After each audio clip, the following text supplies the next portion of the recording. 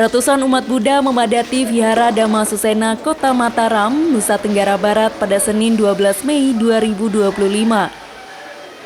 Dalam rangka memperingati Hari Trisuci Waisak yang merupakan hari suci kelahiran, pencerahan, dan wafatnya Siddhartha Gautama. Perayaan dimulai dengan prosesi pradaksina mengelilingi altar utama searah jarum jam sebanyak 3 kali. Langkah demi langkah, umat berjalan dalam hening membawa dupa dan bunga sebagai simbol penghormatan. Usai prosesi pradaksina dilanjutkan dengan ritual pemandian patung Buddha.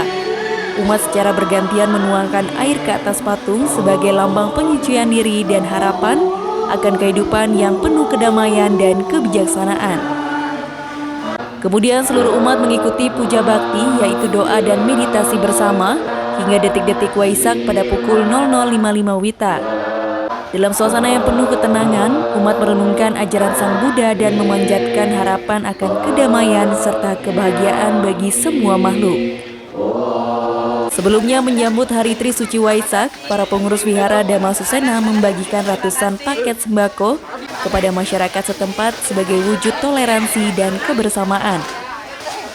Perayaan Waisak di Mataram menjadi momentum spiritual bagi umat Buddha untuk merefleksikan ajaran Sang Buddha, menebarkan cinta kasih dan mempererat tali persaudaraan antar umat beragama.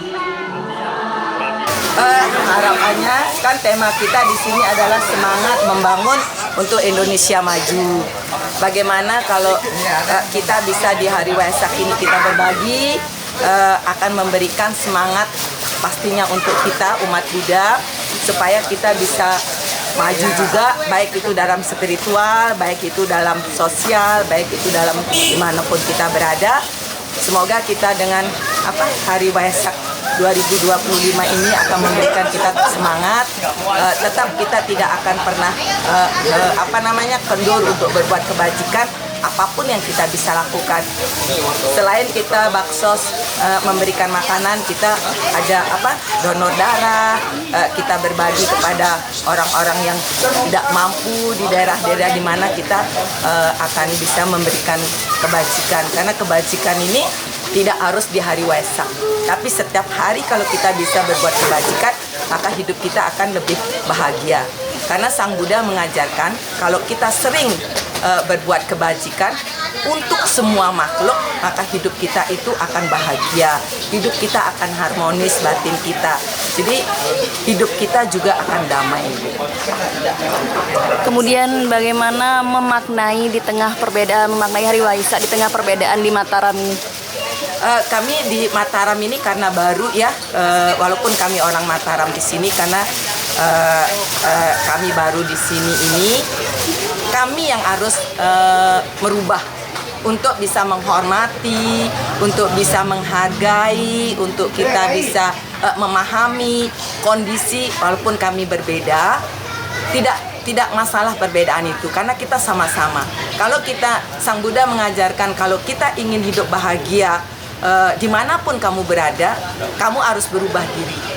Attitude kita harus berubah, sikap kita, maka dimanapun kita berada itu kita akan damai, harmonis, tenang. Kami tidak ada masalah, baik itu di Lombok Utara, baik itu di Lombok Selatan, kami itu harmonis sekali. Waisak setiap tahunnya kita peringati di bulan Waisak, sekitar bulan Mei, ya, adalah memperingati 3 peristiwa penting. Ya. Yang pertama adalah lahirnya seorang pangeran yang bernama Siddhartha, orang unggul dengan sifat-sifat mulia, sifat-sifat yang luar biasa. Dan selanjutnya Waisak ini diperingati pada saat di mana Pangeran Siddhartha itu mencapai penerangan sempurna di bawah pohon Bodhi di bulan Waisaka dan mendapat sebutan Buddha, nama Buddha yang dibilang Buddha Gautama. Dan selanjutnya adalah parinibbananya atau kematiannya atau meninggalnya Buddha Gautama di bulan Waisaka. Untuk hari peringatan Waisak sendiri jatuh pada pukul berapa hari ini? Hari ini kita di Lombok akan menunggu detik-detik Waisak pada pukul 00.55 ya. Jadi nanti kita akan sama-sama meditasi di tempat ini untuk menunggu sampainya detik-detik 00.55. Ada kegiatan puja bakti sebelum detik-detik Waisak. Sebelumnya kita akan ada acara ramah tamah terlebih dahulu jam 7 malam, terus jam 8 malam kita masuk ke ruang bakti sala untuk melaksanakan puja dan pradasina.